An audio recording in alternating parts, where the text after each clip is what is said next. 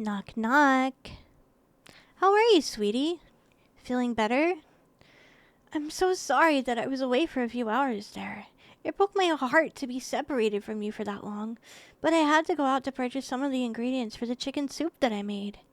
I also had hoped that the time resting while I was gone would do you some good. I know you're still tied up, but I left you on a soft, comfortable bed surrounded by plenty of nice, fluffy blankets so you could rest easy even without me here doting over you. Please don't be upset with me for leaving. Sweetie? Darling? You were upset with me for leaving you, aren't you? Well, no matter.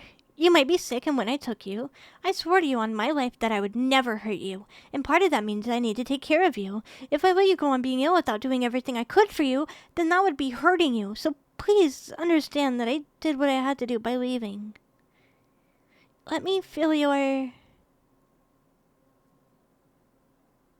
Please, sweetie, don't move away. I just want to feel your forehead to see if you have a fever. I don't want you to be sick. That's all. There you go. I'll be as gentle as I've always been. I've never been rough with you, have I? And as I've said before, and as I've shown you, I never will be. I promise. You don't feel warm.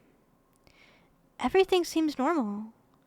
But you haven't eaten for 2 days. Is there a problem with your stomach? Are you having some pain there? Please tell me so I can help. Darling, please. Please. Please speak to me. I need to know if you're okay. You haven't spoken a single word since I brought you here 2 weeks ago. I realize that my kidnapping you and bringing you here was probably very traumatic for you, but you've had plenty of time now to have experienced my love for you. You know I've been nothing but tender, cuddling you gently with all of the affection you'll allow. You know I've been sweet and kind, and I've only told you about all of the wonderful things that you mean to me. I've watched your favorite movies with you, and I'd be so happy to play your favorite games with you if you'd be willing to do so, but you don't speak, and you barely move. I've never been harsh to you, and I've never threatened you with anything so evil as to in any way hurt my one and only true love. I will always love you with everything that I am, and all I want and I crave is that you can find it in your heart to love me in the same way. And now you won't eat. I want to make you eat. I want to force you to accept the food that I bring you, but only because I can't bear to see you waste any. But I swore to you on my life that I'd never hurt you, and the only way I can make you eat against your will is by hurting you. I can't. I won't. I could never bring myself to hurt you. My love. My dearest, darling love. Now please, darling, please just take a bite. It's my own recipe. I made it myself, just for you. Here's a spoon. Let me feed you. Please? You let me feed you at first. Why not now? You don't seem to be sick, but I can't think of any other reason.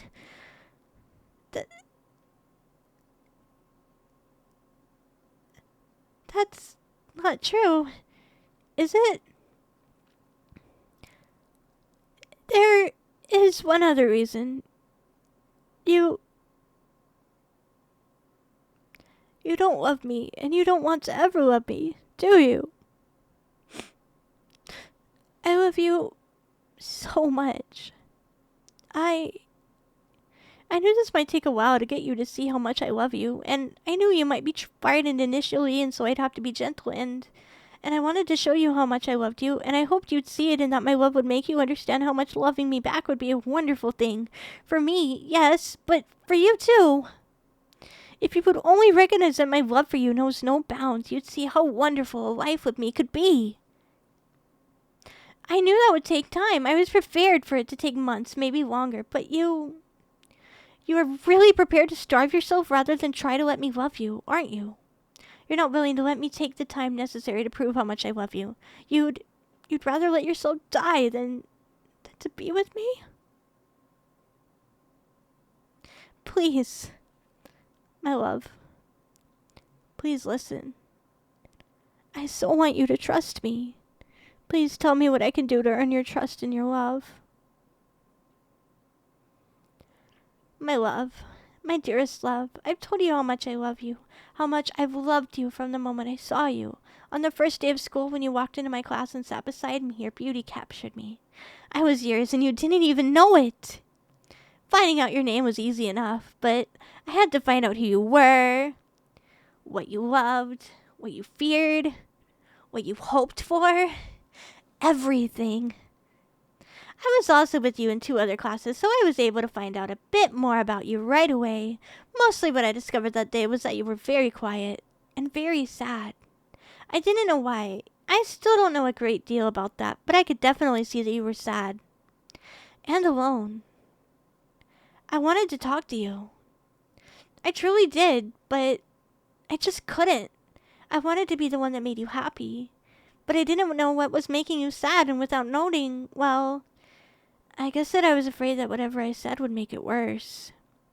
I wanted to just introduce myself and listen to the lovely sound of your voice, but fear gripped me. I thought that someone as beautiful as you wouldn't want anything to do with somebody as plain and ordinary as me. I saw all of the popular girls fawn over you, and some of them even approached you, but you turned them all away. I must admit that your rejections of them made me feel nice. Like maybe we were truly meant to be. You were my love. Maybe you were rejecting them because somewhere deep inside you knew it too. Well, maybe not knew it, but you could feel that there was something out there waiting for you. You just didn't know what it was. Not yet. That's when I came up with my plan to save you. I would rescue you from your sadness. I would show you that we were meant to be.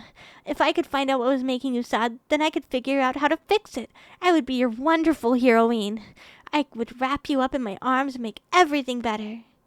I thought, or rather, I hoped that once I revealed my love to you in this way, that you would understand finally what it was that your heart was longing for and that you would rejoice, but you would speak to me. And now you won't even eat.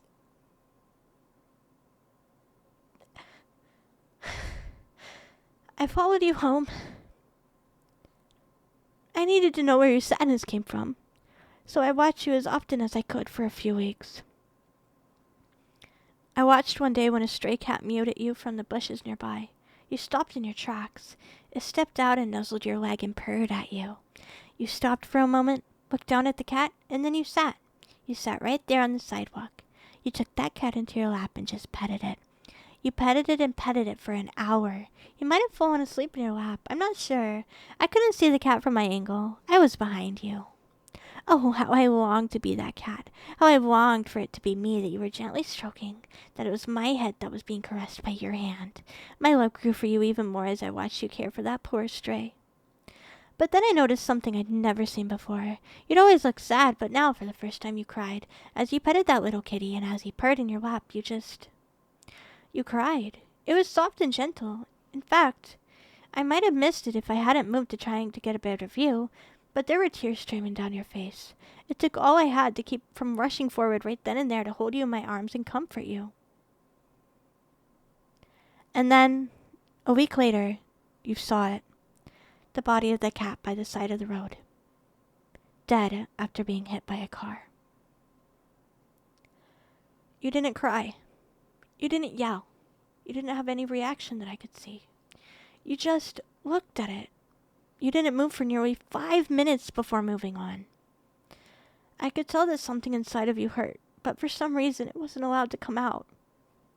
That broke my heart, and my love for you grew again. I watched you many times in your room, before that time and after. The woods behind your house offered me a wonderful hiding spot, but all I could see was into your room, nowhere else. You never went into your room right away when you got home, and on a few occasions you didn't go into your room at all. I assumed you fell asleep in your living room, probably watching TV, but when you did go in your room, you would do your homework, sometimes listen to music, sometimes watch some TV, and then you'd go to bed.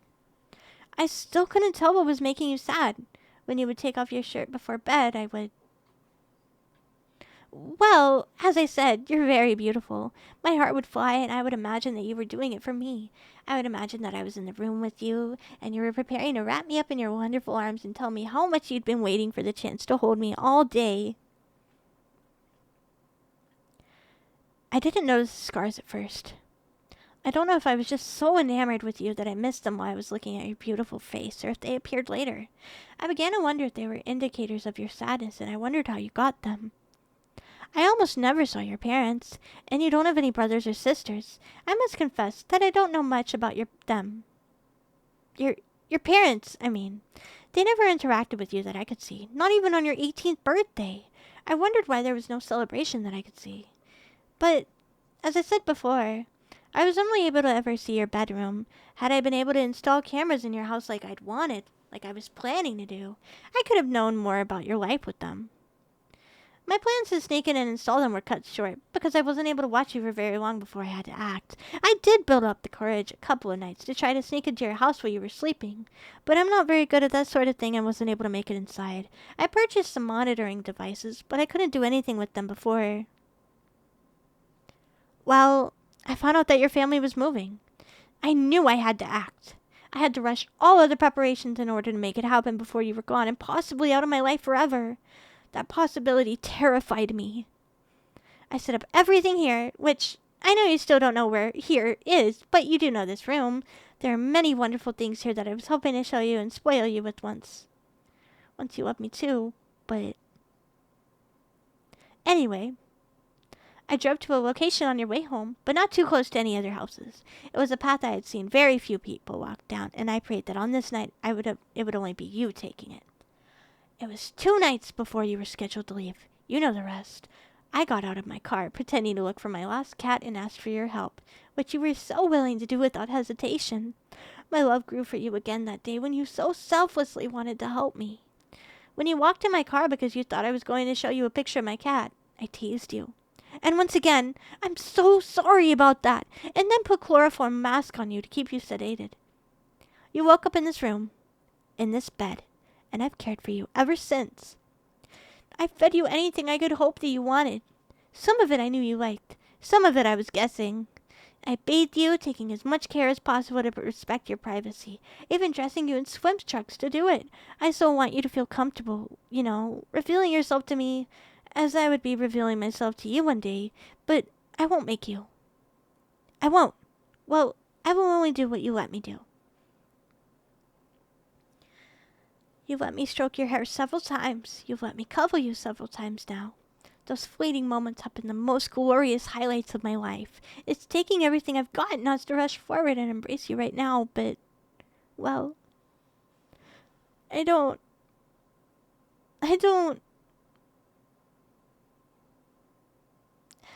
want to drive you away further than you already are. I love you so, so much. I love you with everything that I am. I love you with all of my being.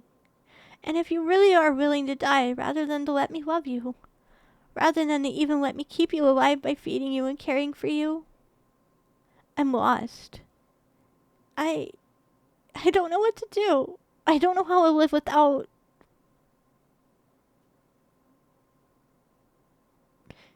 You spoke? I can't believe it. You're finally speaking. Why? You're asking me why? Why what? You mean, why did I bring you here?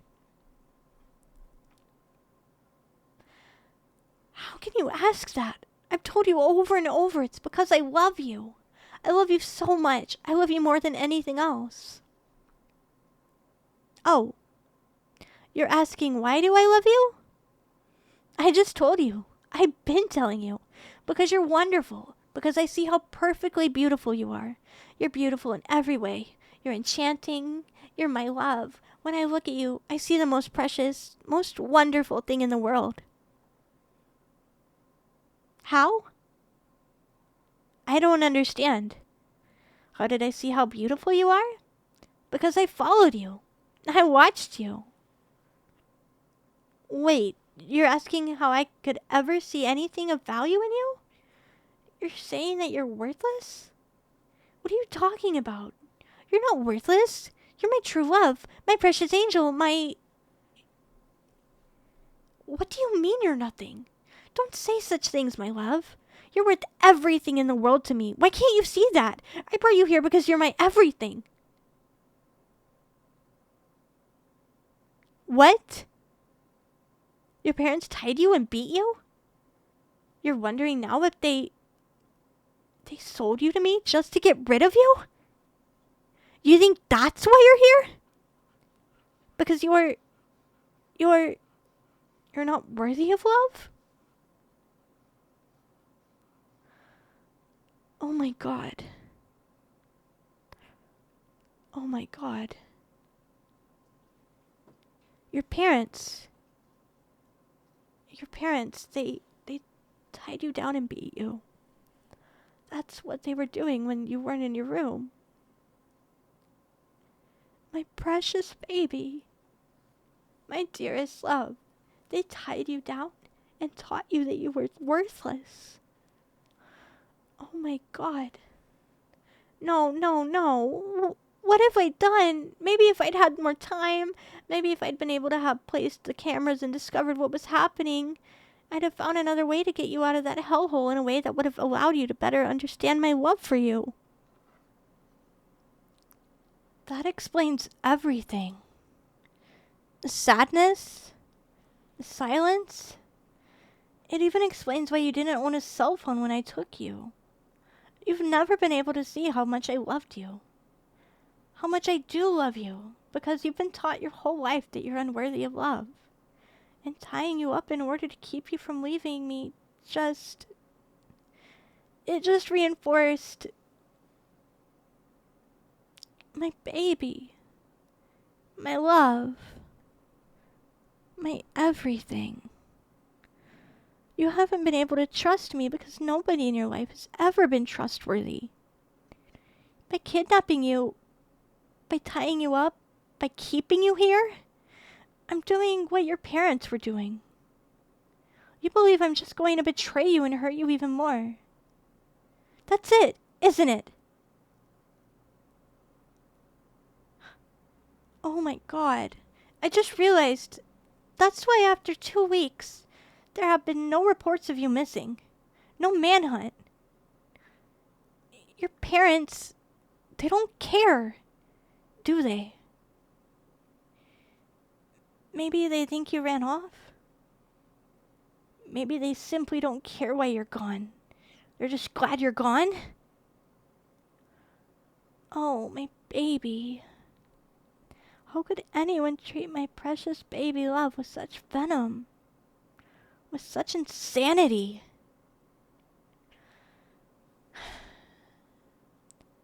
I know now what I have to do.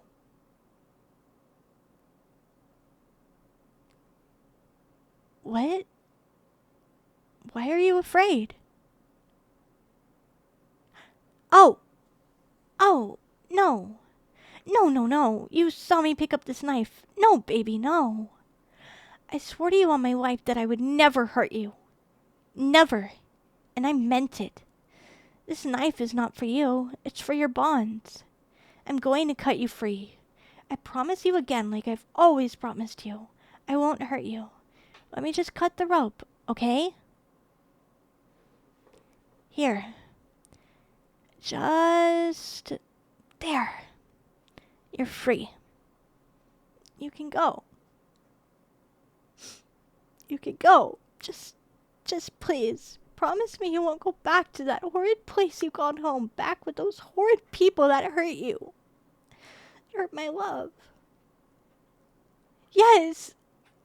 I'm really letting you go. You'll find the doors unlocked. There are no alarms. And even if there were, I wouldn't respond to them. When you leave the house, you'll see that it's one of many houses on my parents' sprawling estate. This is my place. They let me stay here by myself. They never pay any attention to me. Follow the main road out, and you'll find someone on the highway who can give you a lift wherever you want to go, I'm sure. Me? Don't worry about me. I'll never trouble you again. I'll never trouble anyone ever again. I told you, didn't I? I swore on my life that I'd never hurt you. And I hurt you. I made you feel how your parents made you feel. Worthless. Unloved. And I love you so much. I hurt the one I loved more than anything. More than my own life. I hate myself. I hate myself for hurting you. I can never forgive myself for how I've hurt you. So, the knife. It isn't for you. It's for me. So, go ahead and go. I'll make you a new promise that'll never make you suffer at my hand again.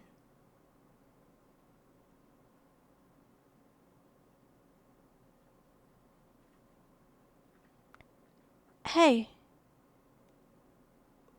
why did you take the knife away? Oh, you probably want to do it yourself, don't you? I don't blame you. Go ahead. It's okay. I don't want to live anymore knowing how much you probably hate me. Huh? Why did you throw it away? What are you... Wait. Why are you... You're hugging me? You're hugging me. I did mean it. Yes. When I said I love you, I did mean it. You're my sweetie, my baby, my beloved, my joy, my one and only, my everything. I never meant to hurt you in any way. I love you. I love you. You're apologizing to me? Don't apologize. Please don't. How could you have known? It's my fault. I was just trying to show you how much I love you. Oh, wait. Did you just say that you'll let me show you how much I mean it? Does this mean you'll stay? You'll stay? I would devote my life to making every day of your life better than the one before. I love you. You said I love you. You love me too? Oh, my darling, you've made me the happiest girl in the world. I love you. I love you. I love you. I love you. I love you. You're safe now with me. Nobody will ever hurt you again, especially not me. I'll take all the care in the world to make sure that no harm ever comes to my precious baby. I'll never let you out of my loving arms. I'll hold you and kiss you and feed you and protect you and cherish you forever. And you'll never again feel unwanted or worthless. Now come here, my darling. Lay back down. Let me feed you, kiss your forehead, caress your hair, cuddle you all night long, and start caring for you with everything I've got right now, and show you how you will always be my love.